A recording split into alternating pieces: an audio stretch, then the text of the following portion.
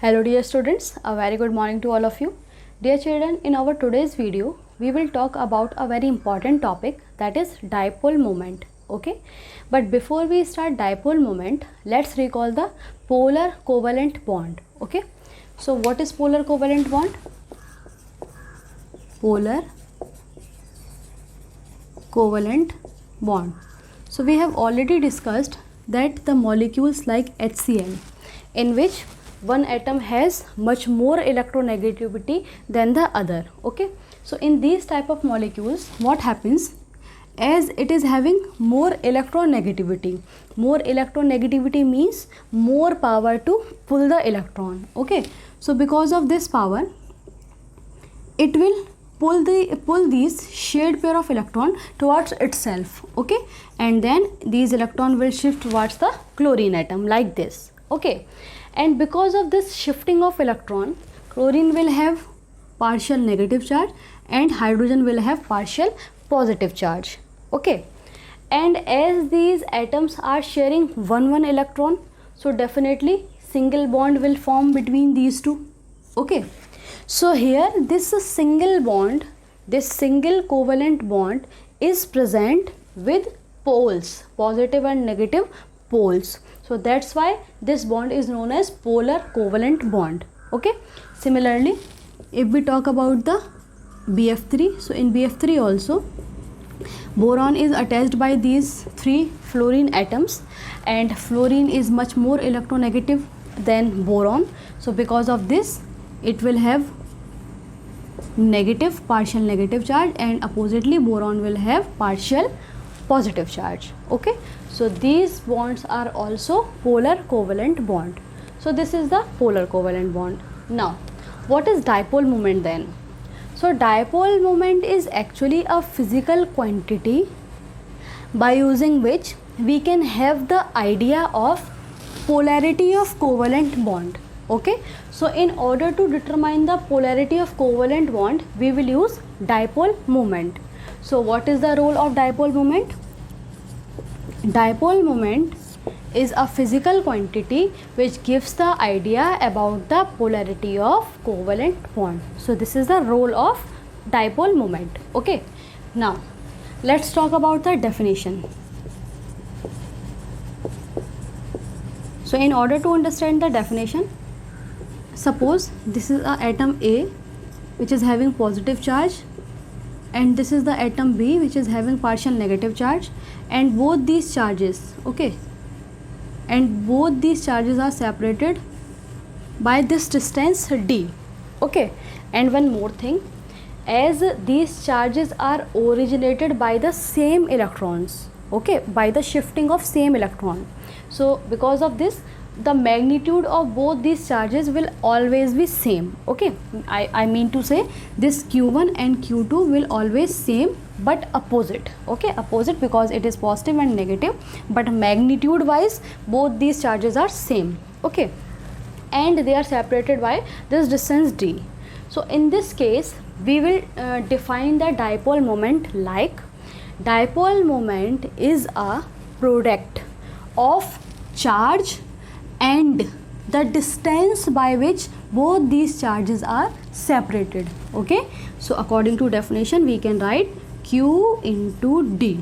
Q is the charge and D is the distance by which these charges are separated. Okay, and dipole moment is actually represented by a Greek letter mu. So we can write the formula like this, that mu equals to Q into D. Dipole moment is equals to charge into distance. So on the basis of this formula, you can define the dipole moment. Okay, now let's talk about the representation now.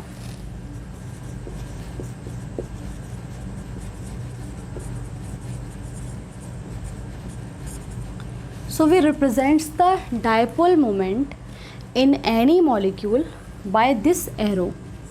Okay, this is the head part and this is the tail part, and this part we will point it positive. Okay, and this part will be towards negative part.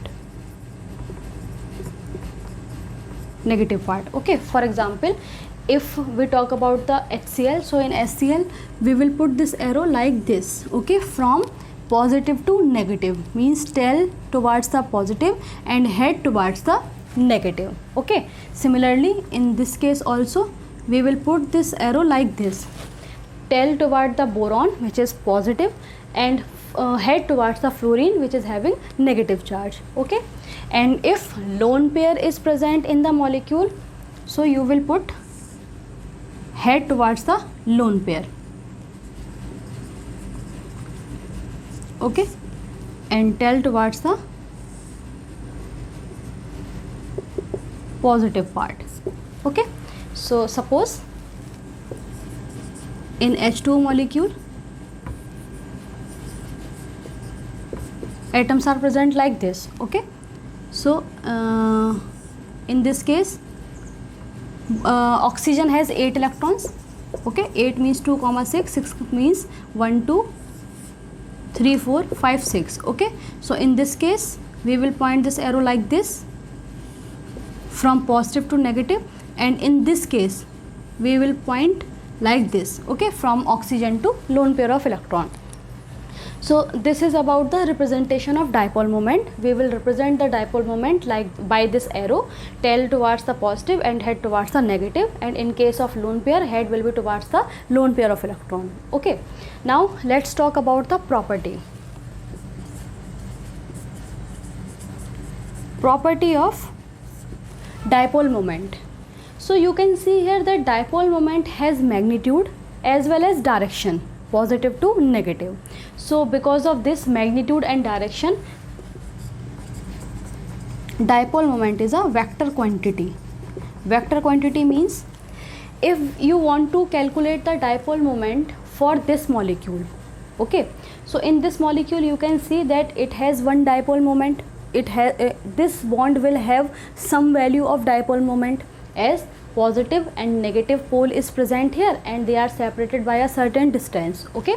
So for this bond, suppose this is D1 and this is D2, because again we will have the another value of dipole moment, as positive and negative charge are present here, okay, and this is D3 suppose, okay.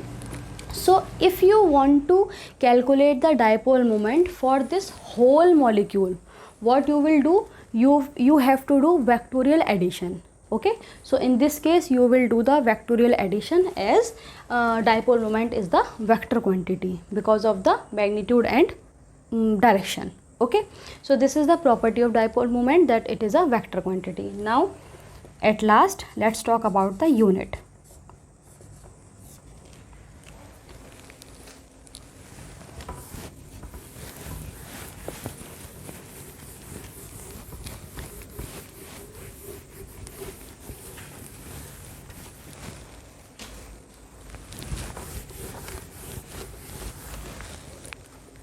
Unit of dipole moment is debye, which is represented by capital D, okay, and the value of debye is actually 1 debye is equals to 10 to the power minus 18 ESU centimeter, okay. This is the value of 1 debye. Let's see how 1 debye is equals to 10 to the power minus 18 ESU centimeter. So as we know that mu equals to Q into D, okay, here this is the distance and we will take this distance in centimeter, and this distance is actually is order of 10 to the power minus 8, okay, as it is the bond distance, okay. Bond distance I am saying because suppose we are talking about HCl, okay. So in HCl this is the distance between positive and negative charge, okay, and this distance is also be considered as bond length, okay, as this is the distance between these two atoms as well, okay. So bond length, we in CGS system, the bond length we will take in centimeter, and the order of bond length is 10 to the power minus 8 centimeter. That's why I have written 10 to the power minus 8 here, okay. And what about the charge? So in CGS charge is order of 10 to the power minus 10, okay, and the unit is ESU. So because of these value, 1 dV is equals to 10 to the power minus 18 ESU centimeter.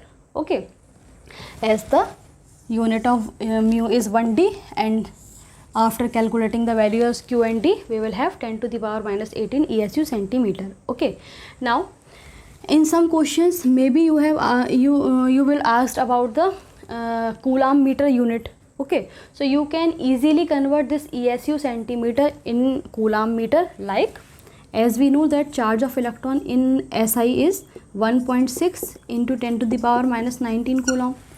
Okay, and in CGS charge is equals to 4.803 into 10 to the power minus 10 ESU.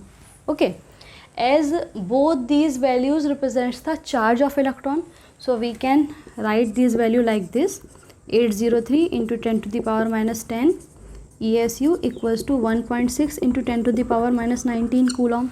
Okay, so 1 ESU will be equals to 1.6 into 10 to the power minus 19 Coulomb upon 4.803 into 10 to the power minus 10. So after calculating this, you will have 3.335 into 10 to the power minus 10 Coulomb. So 1 ESU equals to 3.335 into 10 to the power minus 10 Coulomb. Okay, and we know that 1 centimeter equals to 10 to the power minus 2 meter, right? So by putting the value of 1 ESU and 1 centimeter, we can have the value of 1 dV in Coulomb meter, like 1 dV equals to 10 to the power minus 18 into, on the place of ESU we will put 3.335 into 10 to the power minus 10 into centimeter 10 to the power minus 2 meter. Okay, and this is Coulomb. So we will have 3.335 into 10 to the power 30 Coulomb meter.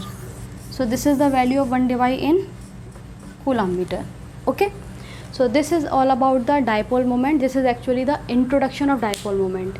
In my next video, I will tell you about the relation between dipole moment and geometry of the molecule. Okay, and in one video I will tell you about the applications of dipole moment. Okay, so in this video we have introduced about the with the dipole moment, what is the dipole moment. Okay, thank you.